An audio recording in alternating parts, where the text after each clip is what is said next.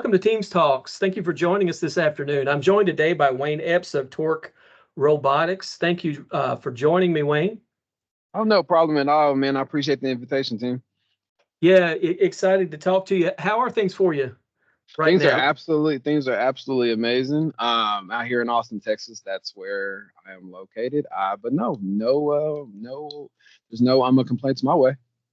Great to hear it. I know it's a stressful time for students. So students, we appreciate you joining us as we move toward finals. I know finals are going to start next week and the week after. So we appreciate your time and the opportunity to connect with Wayne. Students are often have questions about how to network with recruiters, how to make connections at career fairs.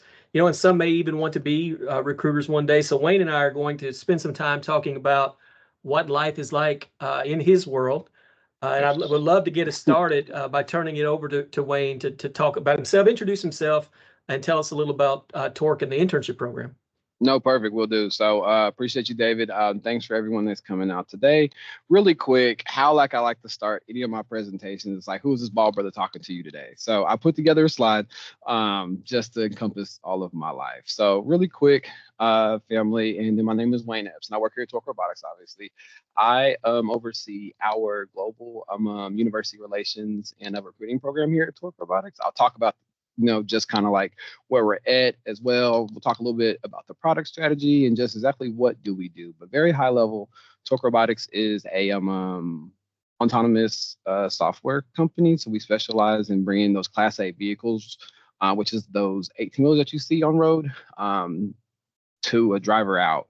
So if you're nervous about the self-driving industry, just kind of unsure about it, or like, hey, Wayne, I didn't know that we were working on making those big rigs self-driving. Well, I'll talk a little bit about that. Please ask me any questions. But for my role in particular, I actually oversee all of our internship and co-op roles, but also in addition to that, our level 1 and level 2 roles as well. So not just for the US, but for Canada and also for Germany. So really quick, here goes Wayne's World.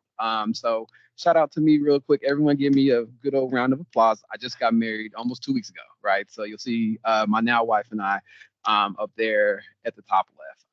Fun fact about myself, I am a first generation college student. So basically that photo next to our wedding photo, that's my sister and I. We actually graduated on the same day back in 2019. I went back to school to get my master's degree in business when I used to work at Dell Technologies. And she graduated with her bachelor's degree. And like, I like to think there's a little bit of me as to why she finished. Cause she's like, Wayne's not that bright and he got his master's degree. I can knock out this bachelor's degree. So that's us together. Very inspirational. Like, he's not the sharpest tool in the shed. I know I can get this done. So anyway, it's a very huge moment for us. If there's anybody that's into Marvel, Star Wars, that is my realm. I'm also a really big, I'm like a sports fan. Die hard Sooner fan. I live in Austin, Texas. So like I live in Longhorn country. But when I tell you it's Boomer Sooner to the death, that is me, born and raised in Oklahoma. TORC Robotics have moved me down here for this position almost 2 years ago. So those dogs you see, those are my broke besties. I'm Drax and Marley. So they keep us completely active and busy. Austin, Texas is such a dog-friendly city, so love them to death. Another fun fact about myself is that my biggest fear is actually doing like presentations and public speaking. So I used to have a really bad stutter. No, I'm telling you, I'm a very shy extroverted nonetheless. So I figured it out. But just like throughout the course of the presentation, you may hear me stutter over some words in case maybe, but I like to be very transparent on the way like this is something that I would never thought I would do, was get to travel the world and get to speak to individuals. That's what I get to do each and every day. So to me, it's like, I can't believe I'm talking. So I just talk a lot and I talk fast. So y'all bear with me. Besides that, I've been going to HotWorks lately. I don't know if anybody's HotWorks membership is absolutely amazing. Those little devils to the left of that, those golden silver, those keep me fat. And that's my fraternity. Shout out to Alpha Phi Alpha. Y'all actually have a chapter at UTA. Oh, cool. There. And I got to meet some brothers one day when I was on campus, maybe a little bit over a year or so ago. So anyway, welcome to Wayne's World. So that's myself. Also, how I like to start the presentation is, so as a as a manager over just a talent acquisition program, recruiting manager, what does that encompass? Like, what do you do day to day, right? Does anybody have that question? talk to me, chat to me. I had a question like, what do you do besides get to talk all day? I'll show you. So really quick, TORC Robotics, as I mentioned before, we are located in Austin, Texas. At least that's one of the locations. So that's our software center. So we have participated in a South by Southwest. We brought out like the partner companies' trucks and also our trucks. Some days I get to go to campus and I do presentations about just what I do day to day, internship programs, co-ops. What do you look for in a resume workshop? Like any of those types of things. I love doing that. This is also an event that we did just for you all as well. So I'll put that on there because days like this, I get to pop in virtually and just get to talk as well. Albuquerque, New Mexico, that's a location where we have a bulk of our fleet is located. So most of our trucks. So it's a absolute playground and joy to be able to have all those different highways that cross out there. So we do a lot of our testing out there. We have an office in Stuttgart, Germany. I'll show you a few photos out there. As mentioned before, I'm one of the Torquers that you cannot run from because you're going to see me. I get to travel all over the place. So I actually got to visit Germany. Some days I get to go to campus and just play with robots. So anybody that's into like robotics and those sorts of things, we get to judge those competitions. We're sponsors of those. So that's me on campus doing that. We did so this is another event for OEC. I have students come visit our office as well. That was from the, I get to work internally with like different hiring leaders and stakeholders to talk about campus strategies and, not just what you want to do in the short term, right? We're talking about 3 months, or what do you want to do from a year, 2 years, 3 years down the line, right? As you all may know, the growing field of this, like technology in general, there's so many different jobs that are in demand, but the issue is that we're not going to have enough people to fill those roles. So you have to be open to cultivating talent because somebody with 10, 15, 20 years experience is very marginal and then they also have the pick of the litter. So investment into what you're doing now in school is going to be huge for any company that wants to be successful. So I absolutely love it. Thinking about external pipelines, right? This is something that I also do. We have partnerships, even at the 2-year space, community college space, to say, hey, you know what? I don't need to go to a 4-year institution for this job. Let's influence the curriculum. And we do like diesel mechanics and put like a autonomous software kit on there as well. So influence the curriculum at that level as well to bring those type of talent into TORC Robotics. So spearheading that. Some days I eat lunch. Some days I go to Florida. That's a vehicle competition that we got to go out there and see. So you'll see the car that's over there, which is pretty cool. That's in Montreal, Canada. That's another one of our TORC Robotics locations. I got to go out there. Stuttgart, Germany. That's a self-driving car, like both. So we got to go out there and sponsor the competition for KIT, Karlsgolf. Washington, D.C. Got to go to the Capitol for a conference. Sponsorship events. So yeah, I do a ton of different stuff. If you're curious about what does Wayne do day to day, I boogie around, I talk, and I work. So it's nice, man. So, but yeah, David, let me know. I can talk about my career journey. We can open up to any questions. But I just want to let y'all know, like this is who Wayne is. This is what Wayne does day to day. Yeah, that's an excellent overview, and I know we're going to dig into some questions that kind of involve your day to day. But I think it would really be interesting for students to hear more about your career path and your career journey and kind of how you got into this role. I think that's really relevant and would be interesting to see. Cool, perfect. No, yeah, no worries at all. So, right here, this is a slide that I put together to just talk more about my career journey. Right, I told you all a little bit before that I do have a bachelor's degree, but I also have a master's degree in business. But I've been in the technology space for almost a decade now, and my bachelor's degree is in liberal arts. So basically, I have a criminal justice degree with a minor in sociology. So how does one that has a criminal justice degree with a minor in sociology end up overseeing a position in talent acquisition, right? Well, I can show you high level how. So a lot of times, if you talk to people that are in talent acquisition or even just human resources, you'll be surprised about the untraditional degrees that they'll have. What you'll find is there's some core skills, which we can talk about those later, that make you successful in this role. But my background really came from customer service, right? And this is exactly what I do, even from a day-to-day perspective. It's understanding the wants, the needs, even just programmatic elements on how and then basically bringing all those things together, right? So working at Lowe's, I was a loader. I used to drive forklifts, 20 footers to the door. I used to load concrete. And then I worked in commercial sales, right? So then it's like working with somebody about their windows and walls and how would they like to do those types of things. But you take those same types of skills and say, okay, now like I'm working in technology, what's your need or, what's your issue or what's in it for me being the customer to continue to partner with you. So I started doing customer service and I got hired into Dell Technologies. At the time, they were hiring, and still now today, they hire people with all types of backgrounds. At the time, it was the biggest issue. They were bringing people who were super technical into Dell, and they were struggling when it came to the customer service part, right? Because something that could be their grandma calling in saying, hey, you know what? My computer won't turn on. And somebody who's super technical was like, why don't you just try like another outlet? Like, and kind of like rude and brash about it. And it ended up working. But to me, that's an easy survey. That's a layup. So I'm talking about grandma. I'm talking about their, like their spouse, I'm talking about their grandkids, I'm talking about the weather. Like, hey, you know what, by the way, would you mind checking like another outlet for me? And they're like, oh my gosh, Wayne, that worked. And that's an amazing survey, right? And it's those little things like that, how I started off in tech. Right. And then so yeah, I got into working on server units. I started working on networking devices. So like I did get pretty technical, but what I found is for anybody that's interested in at least in talent acquisition, university relations, recruiting, human resources, there's a space for you if you're able to understand the technology and navigate those conversations. There's somebody that's super passionate that wants to fix it. I swear to you on that.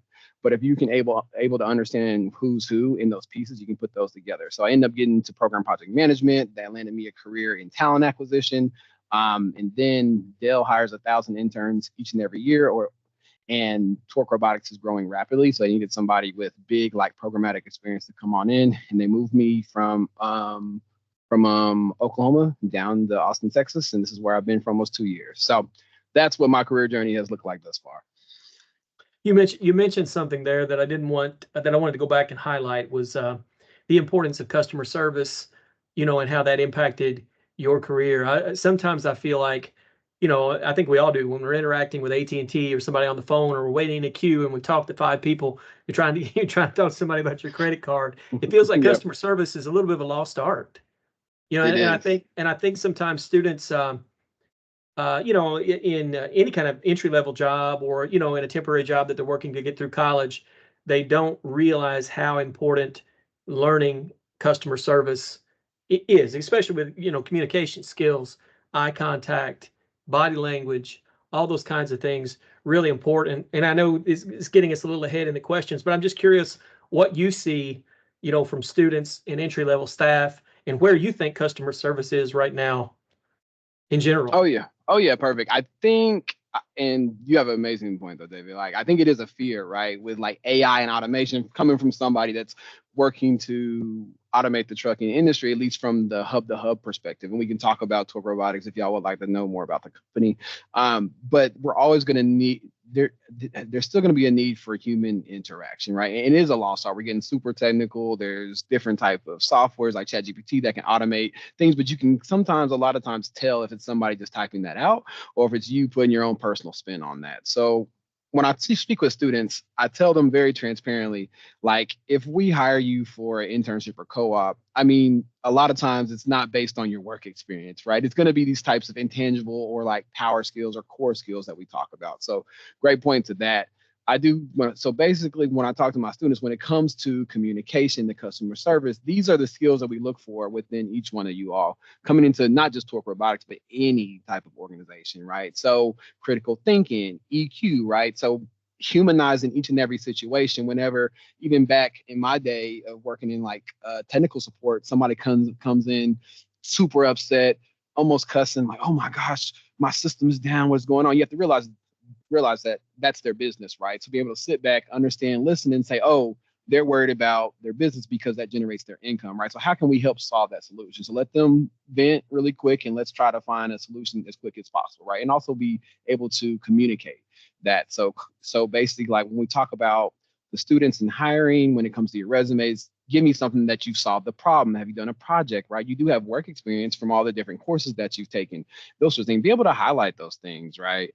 Um, Executive presence is huge, right? Being able to, I think presentations is a lost art. This is one thing I wanted to work on for myself. Like I said, my biggest fear is public speaking, right? And I say, I got all this energy, all these great ideas, right? And I rather just write it out or type it or something like that. I say, hey, Wayne, to get to where you want to be in life, you're going to have to be comfortable being uncomfortable. And one of the biggest things I had to do was like, hey, Wayne, be your biggest champion, be your biggest advocate, right?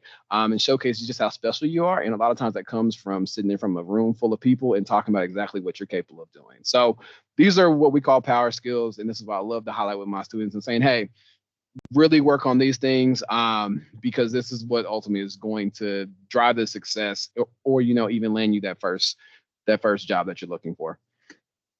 Yeah, excellent. Thank you. And again, I know that's a question that's always on students' minds, or, what are you looking for in candidates? And again, we're emphasizing power skills, soft skills, professional skills, but it's great to hear it, directly from the employer. And as we're continuing the conversation, I want to open it up to students at any point. If you'd like to ask a question, one of the purposes of having Wayne here today is to network. So if you'd like to turn on your camera and unmute your mic to ask a question at any point, we're happy to have you join and participate. If you want to raise your hand to ask a question, that's fine. Or you can send a question through chat, and we'll get to that question if you'd rather not be on camera. If you're not camera ready this afternoon, we don't have any questions. I have a ton of things that I want to talk to Wayne about, so that will be okay as well. But one more thing before we get to the questions. I wanted everyone to know that Wayne is the reason that TORC is Mav's Edge partner, and just wanted to say how grateful we are for that partnership and the fact that that TORC is offering internship opportunities to UTA students and is recruiting at UTA, even out of Austin. So we're always excited, if we can get a student placed with TORC. So just a fantastic opportunity. Look for position postings at the right time of year. And we'll talk about that in just a second, the timing, but and handshake, so just again, excited to have you as a partner, and thank you. I appreciate you, David. Being here. You all are absolutely tremendous. So I can't say thank you enough. So I was kind of curious, part of the reason for talking about a day in the life is I want the students to have an opportunity, if they're trying to build relationships with recruiters and kind of understand what your world is like, or get your attention on LinkedIn, or, trying to connect with you through email. I kind of wanted them to understand from a recruiter's perspective what that day in and day out looks like, right? What it's like to go to a career fair and speak with who knows how many, 400, 500 students. Yeah. And what kinds of things that would be helpful for them, in their approach to trying to communicate with you. So just any thoughts in general, generally speaking, about the best way to connect and what that looks like for you. Yeah. Perfect. No, that's great. I think I will open it up, but not even think.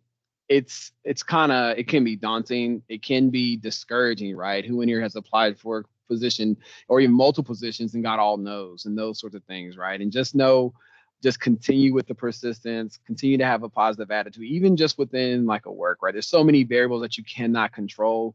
Your temperament and your attitude is one that you can.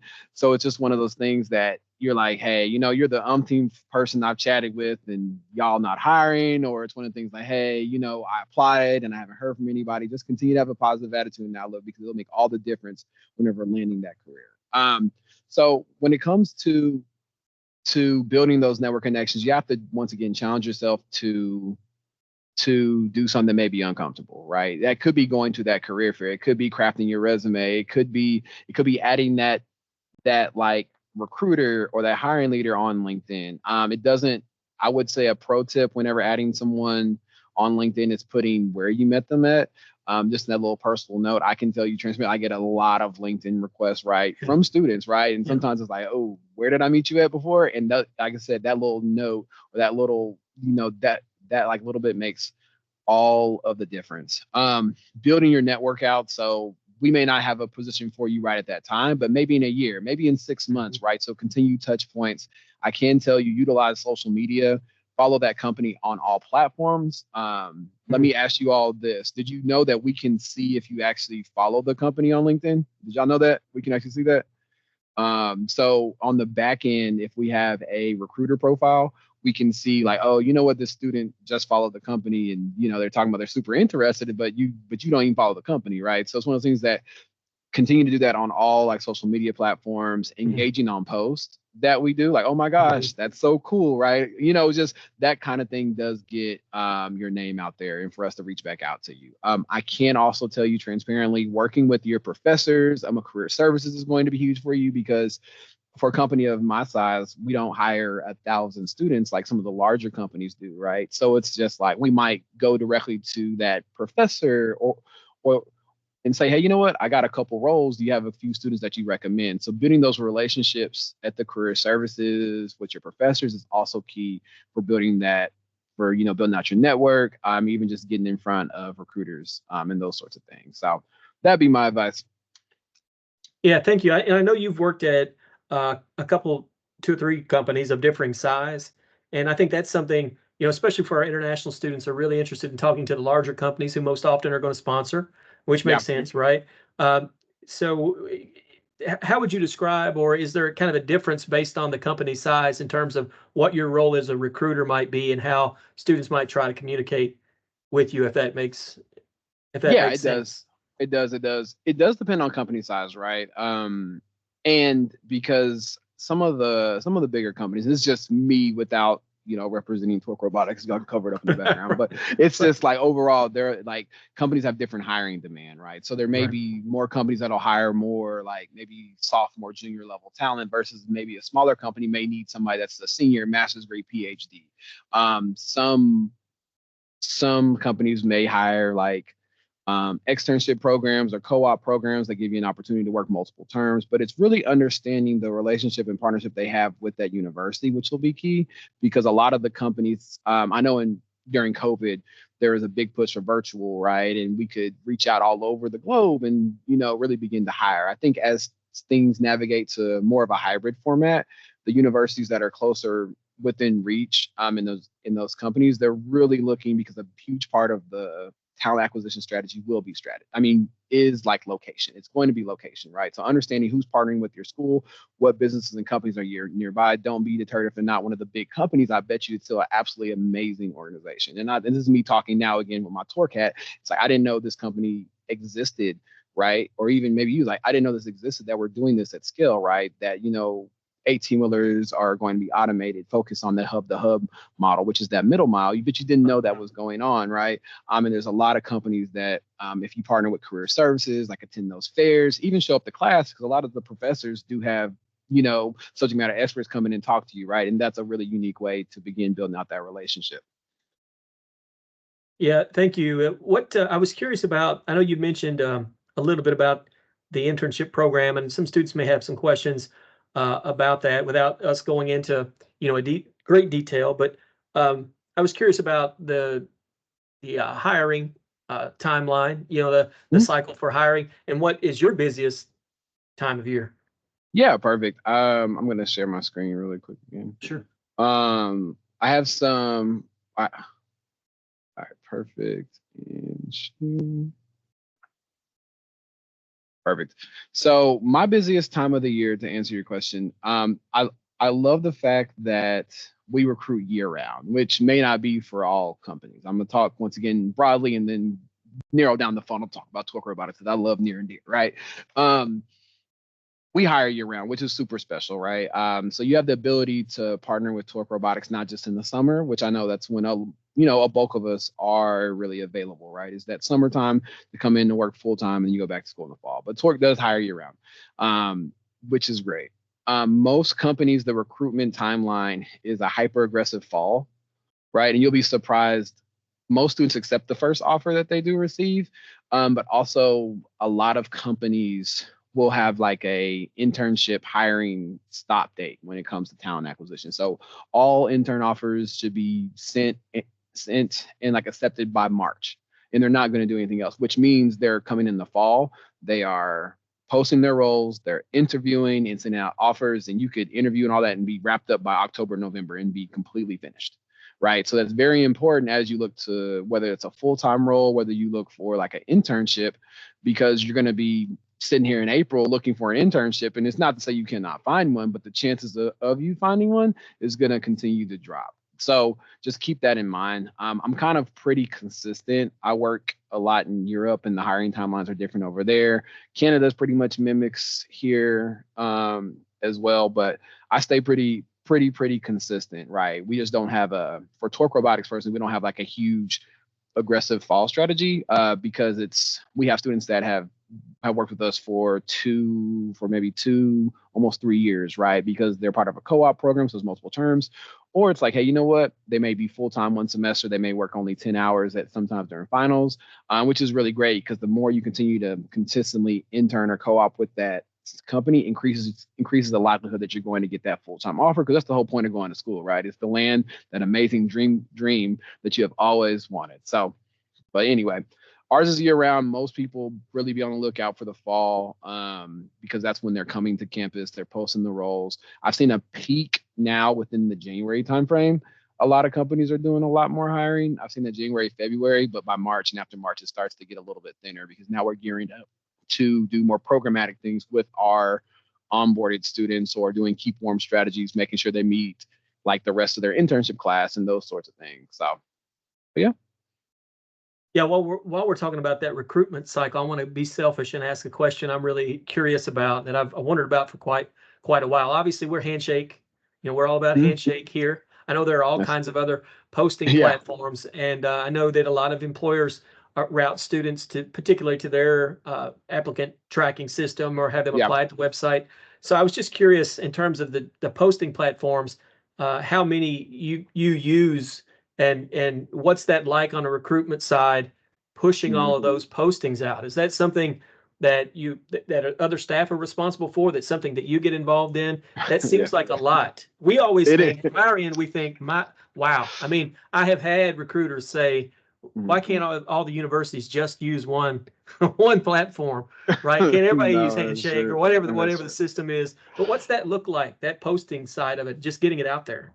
Yeah, perfect. Yeah, that's a challenge in itself, right? Especially for a smaller talent acquisition team. Right. Um, you'll be surprised.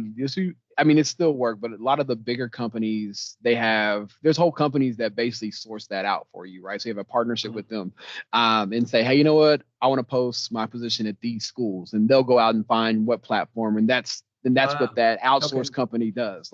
Interesting. I mean, yeah. Now, for a smaller firm, you'll be surprised at how much I'm back in Handshake, right? And don't get me wrong, I love Handshake too, but we actually can Right. see your application through there, right? And I love working with platforms just like Handshake, because there's six figures investments into the universities to keep those platforms live that the students are utilizing, which Right. sometimes goes overlooked by those students and say, you know what, I get a lot of spam mail or something like that, but there's companies like myself that are actually back there working, posting opportunities, being very strategic about where you want to post this opportunity, because you Right. can't hire everyone, right? So if you see it at your school, it's most likely because it's like, hey, we chose the school, whether that's for proximity, like whether that's because it's location to site, whether it's for program, whether it's like a relationship based. But I definitely utilize Handshake if you're not. Companies are utilizing those platforms to post those opportunities, and it's a way, in addition to LinkedIn, and other social media platforms, to find your next career option. Right. And I know they can be expensive on the employer's end too, to utilize those platforms. And I know subscriptions and packages, just like with a lot of other things Yes. that you can purchase.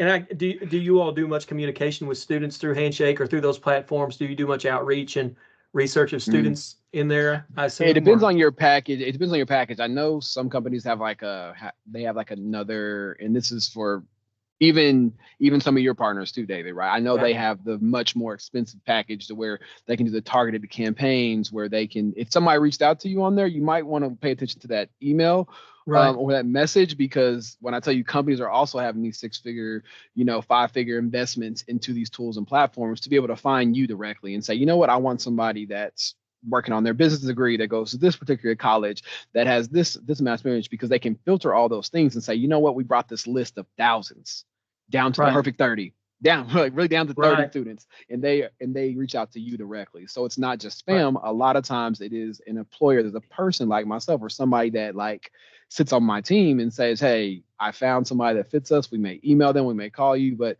really take advantage of having Handshake, because also like the fairs that are part of that, the company, you can see who's coming to the fairs, you can reach out to them. Like, it's just a very strategic way to go out and land the next career option.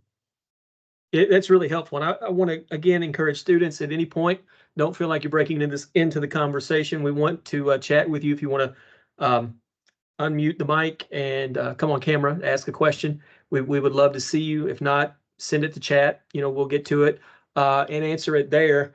But again, like I said, I still have a lot of questions. Next one being, you've got global in your title. I And you've do, I got do, I global in do. your title. I So do. I was curious what your territory looks like, because Yeah. I've talked to a lot of recruiters, and my mind is blown when they say what all they're managing, in all their territories. So would love to hear You'll what be that looks like. no, you'll be shocked Yep. about just like just how like the size of the team and just the amount of territory that a lot of us cover. So for me, I oversee the global program here at TORC Robotics. These are the locations that we do have here. Austin, Texas, that's where I'm at. So that's our software development center. I mentioned before that I'm Albuquerque, New Mexico. That's our fleet operations site. So most of the trucks are going to be located that way. TORC Robotics has their headquarters. That's in Blacksburg, Virginia. You're like, that's a random location. That's what I thought as well. That's home of that's the home of tech. We competed in what's called the DARPA Challenge back in 2007, which is the birthplace of the self-driving industry. Right, we placed third in that competition. The first and second, are now owned by Google. TORC Robotics took a defense and mining route and defense contracts and those sorts of things. But as Virginia Tech, as a group of graduate students, had a crazy idea for like self-driving technology, and it ended up working, right? So now all of a sudden you see this is where we are spread out at. So that's where our home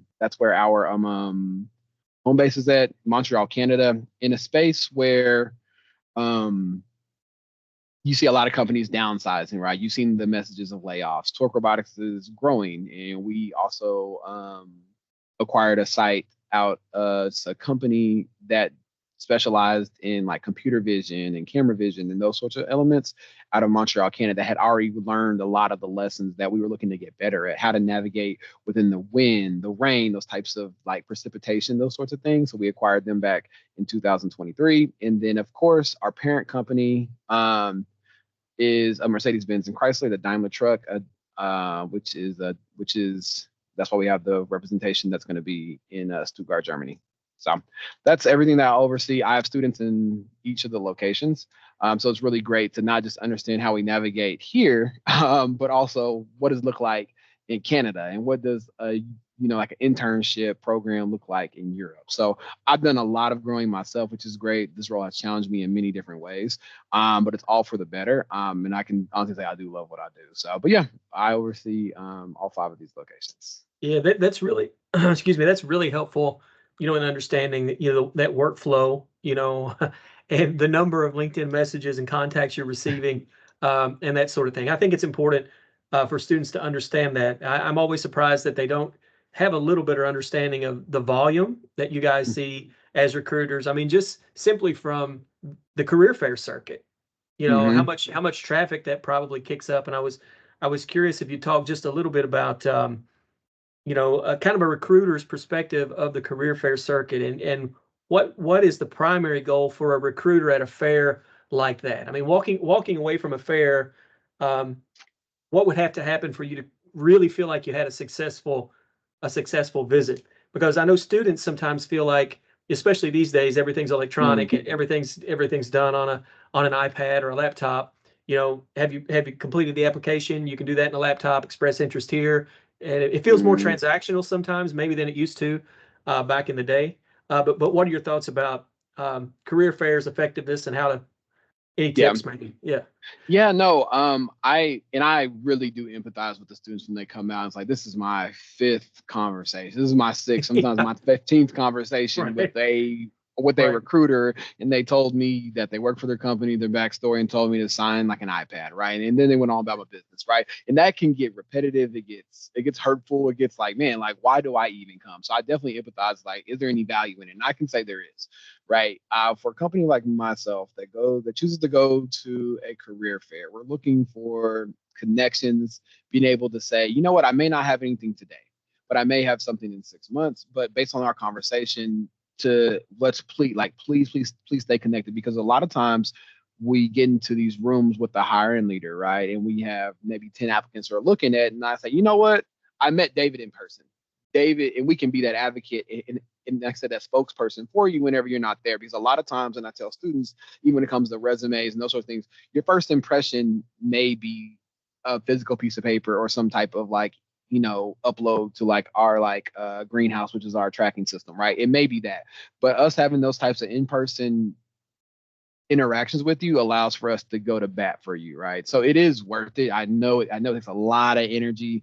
It truly does. But you may be a freshman attending like, and everybody's like, oh, no freshman, no freshman. But I bet you, I remember more of the freshmen than anybody's like, oh man, you're a freshman here. I appreciate you. Like, Yeah. oh my Yeah. gosh, right? You're like, please, please, please Yeah. come to the fairs, because like, it may not be this year, but maybe next year. But you never know, like externship programs, something that may be a little bit smaller in scale. There are some of the larger companies that do take on freshmen, and it's more so like because you have no idea what you want to do, like none. Right. Like there's, Right. I mean, Yeah. don't get me wrong. There are some very special people that be like, you know, I want to do this, I'm going to accomplish that, and Right. they go out there and do there. But Yeah, that's rare.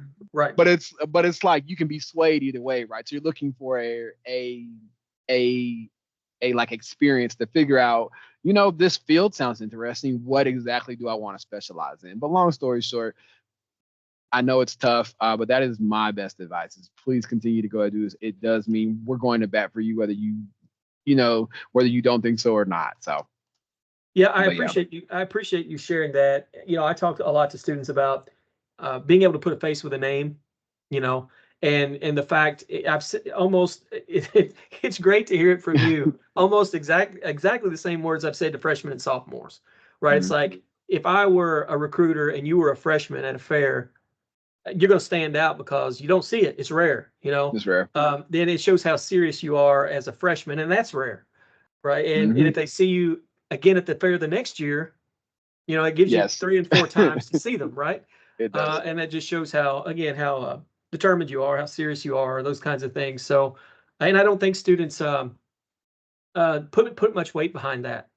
You know, Yeah, they don't think that it works that way. So I really it's appreciate you sharing true. it. Yeah. It's true, and I promise you, students attending, me and Dave didn't talk about this beforehand. Like this is just, that's how it's just a real thing. It really is. Just one more question. I think it's always the biggest question for students, and we'll get into the 5 burning questions. You did a great job with your introduction, but I want to pry a little bit more into your background Talk and to ask me. you a few more questions. Talk to What's me. the I know most students want to know at the end of the day, how do I stand out as a candidate? You know, what can set me apart from other folks? I mean, that's the big one. Any Yeah, thoughts there? yeah, yeah. No, what can stand out is if we're talking about just from if we're talking about I'll talk about from like two different lenses, from like a resume perspective, right? Creating a personalized resume for each and every career you're interested in is a pain. It truly is a pain, right? It is. So It is. sometimes it Yeah. is. But when we're looking at the resumes, if we know it's tailored to TORC Robotics, is going to be special. What can stand out is, once again, most times you get a position, it's not going to be because you have some long, extensive work experience, but knowing how to craft your resume to highlight whether that's different projects that you've been a part of. If you have had some internship experience, what did you accomplish? Is always going to be helpful.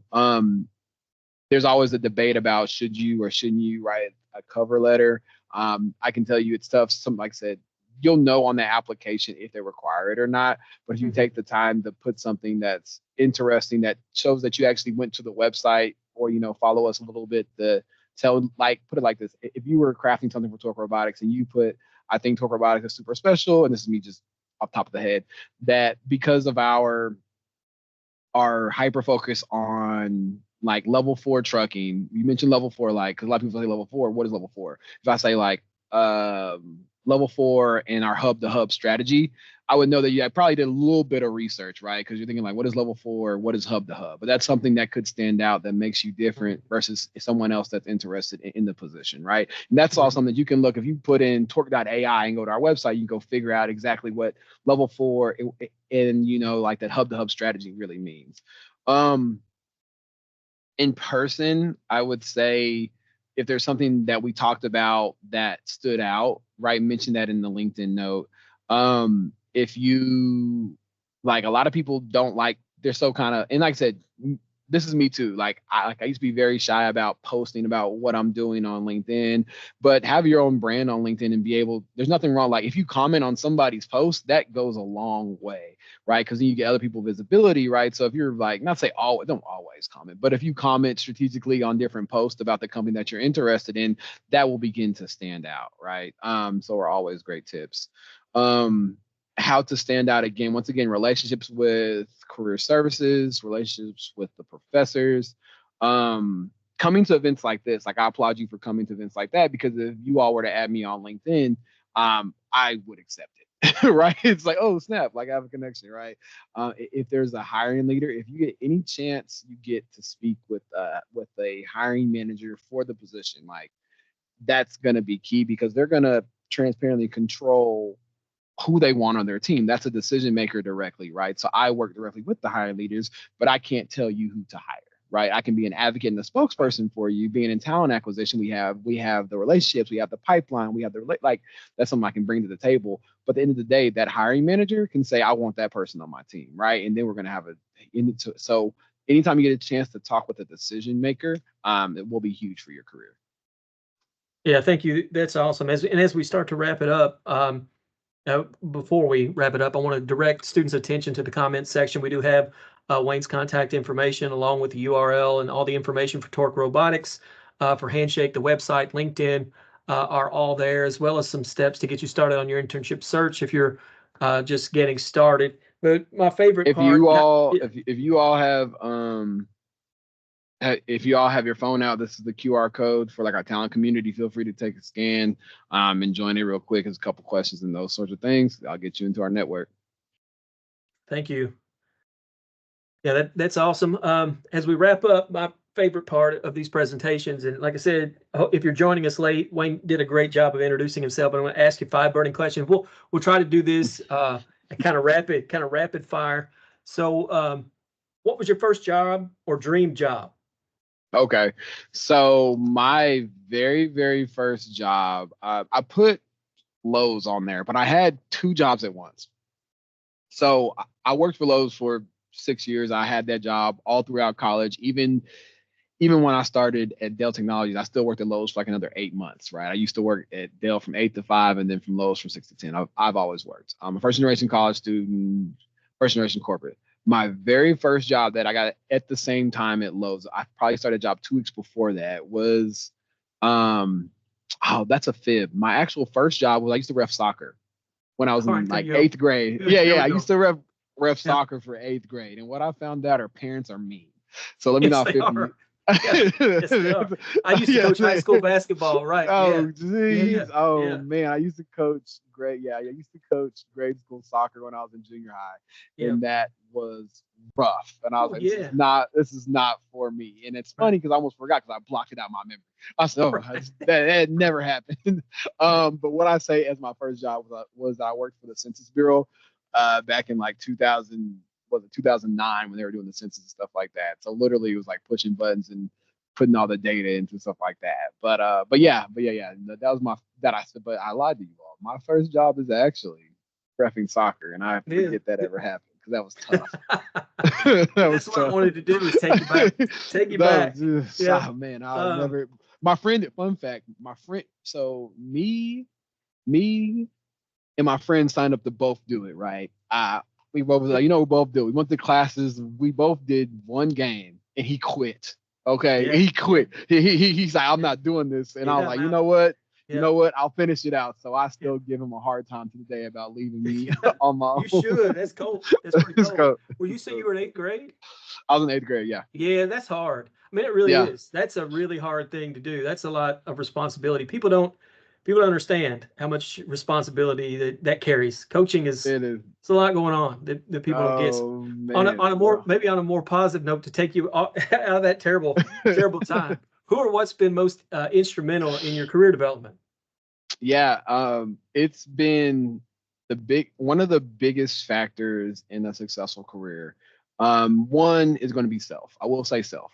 You have a lot to do with your attitude, how much you work, if you want to grow and develop. Because I mean, transparently, what may be needed from you from the company may change, right? And you have a decision to make. And you can say, you know what, I'm really good at this one certain thing. That's what I want to do, and then you're out of here, right? Or you can say, you know what, let me learn something new. Treat it like school and continue to grow and develop. That's one factor. 2, and also to your point, David, is going to be amazing. Is like I've had amazing leadership, right? Someone to take a chance on. Like I said, I come from a very untraditional background.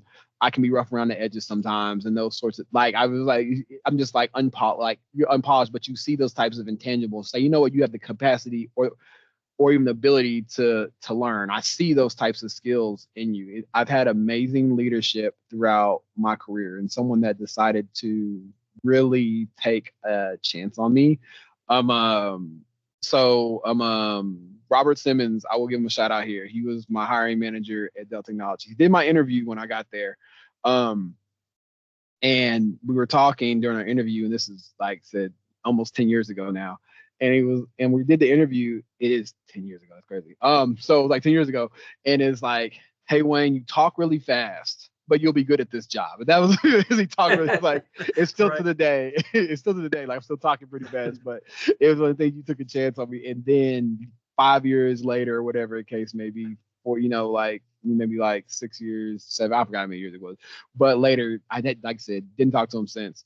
And then all of a sudden, he was bringing a team of talent acquisition, and I had another mentor, once again, amazing leadership who used to be over me. She's like, hey, you know what? Robert's building out a team. Go chat with them, right? And I'm like, chatted with him, and he's like, hey, and I didn't have any traditional talent acquisition experience. I was blessed enough to go to campus because I got this big personality. It's like, oh, you know what, Wayne, you're first semester college student, you're like not in tech, but then you work in tech, like go talk to the students. So I've always been passionate about the space, but it's like he's building out a team, and once again, you take a calculated risk to bring somebody into a talent acquisition organization that didn't go to school for like human resources or something like that. And then my current leader, right? So Megan, so once again, like you're basing on our interactions, like, oh my gosh, like you come from Dell, but like what else? And she really took a chance. Like, was like, you know what, you're going to be absolutely amazing. And like I said, I really worked to never let down a leader that provided me that opportunity. So always been super thankful. I've had amazing leadership, and that is one of the biggest indicators. Like one of the biggest factors when it comes to being successful with a career. So bad leadership it's really tough to overcome. But you have somebody that supports you. And even like shout out to Brian. Like Brian was another manager I had at Dell, and he was like, it was a tech role, but he knew like I wanted to do like program project management. And he's like, hey, Wayne, if you can do side projects for program project management within a technical realm, and that's how I literally got my start to do program project management, was because he allowed that time for me outside of the technical space to be able to navigate those conversations and like be like a scrum master and those sorts of things that ultimately helped me everywhere else. So it's amazing leadership. It really does help. And self, Yeah. I will say Yes. self. Yes. A theme that comes up over and over in these conversations are relationships. Right? Building those relationships. As you've talked about several times, just stepping out of your comfort zone to establish a relationship, to meet a mentor, to ask for help, to show interest, that sort of thing. Our office just took ownership of our mentoring platform, Mad Mentors, and can't encourage students strongly enough to put yourself out there, and make some contacts with folks who want to help. There's so many people out there who really want to help and want to see you. Man. Let me show you this too, David, though, right? When Yeah. I talk to my students, I talk about building out your college network. And I put this in here just in case we got over to the side of things. But when you're looking at building out your college network, that can be extremely like beneficial for you. Can you ask yourself and say, do you have these 5 type of roles or personalities or people in your life? And like I said, somebody may hold like 2 or 3 of those spots, but do you have a mentor, right? Do you have a motivator? Do you have a supporter? Do you have an educator? Do you have somebody you ask for like navigation, right? So if you can look at this and say, what does my college network look like?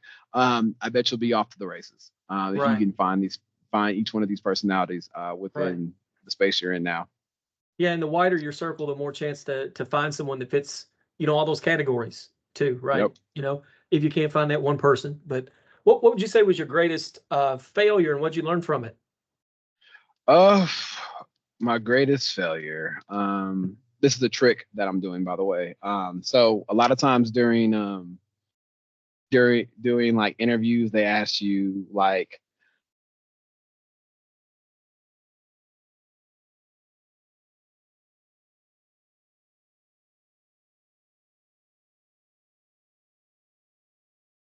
I think we've lost Wayne. We'll see if we can get him back. There we go. Oh, sorry, team. We're Sorry, back. team. There we go. I'm No back. problem. We're back. Yeah, no, it was quick. It was quick. So that was a trick. Whenever somebody interviews you, right, they're always asking you like, what is something that you're good at, right? And you're like, oh my gosh, I'm really good at like public speaking or something like that, right? They're like, okay, cool. So what are some, so it's kind of like, so what are things that you're bad at, right? And some people are like, oh my God, I'm really late everywhere, right? And they just start talking about things they're bad at, right? The trick Right. is to be like, when somebody says, hey, you know what? What's the time you struggle with something? Or, hey, you know what? What's the time that you failed at something? You was like, oh man. And just kind of wait for a second. Like, because some people are, oh my gosh, I suck at time management. I'm really good with working with people. I really work with myself. They start telling on themselves. But anyway, pro tip. But oh man, I'm trying to think about failures. Yeah, this is I really tied. This is yeah, really tied to that. What's your greatest weakness in that yeah, interview yeah, question, it is, right? it is. It is, it is, it is, it is. What it can be, and there's a few different things. I used to say it was public speaking, right? Because of my just fear and my stutter and those sort of things. And I think at my age now where I'm at, I've gotten the feedback to say that's not it anymore, right? So I don't think I can use that, right? And that's Right. what I always used to say. I think now, and not to say I do this, but one thing I really work to do is not to oversell and I'm a deliver, right? And not to say that's what's going on, but you have to watch yourself. And what I can do is make a friend. What I can do is stretch myself really thin. What I can do is I may have all the best intentions of wanting to complete something or wanting to go out and do that, and you realize like, I just cannot do it by myself. I cannot do it with what we have, or just saying that's not a good use of my time, right?